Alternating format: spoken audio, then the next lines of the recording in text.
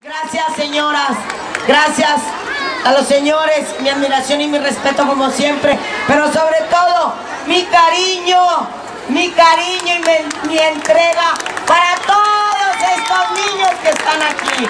¡Arriba los niños!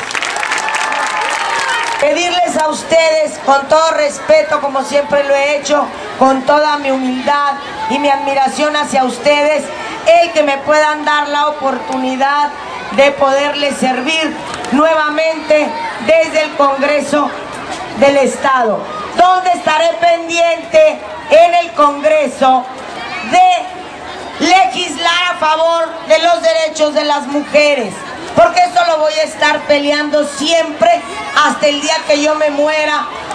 Por favor, terminen ese parque que inició Leticia Herrera en su administración para todo el pueblo de Gómez Palacio.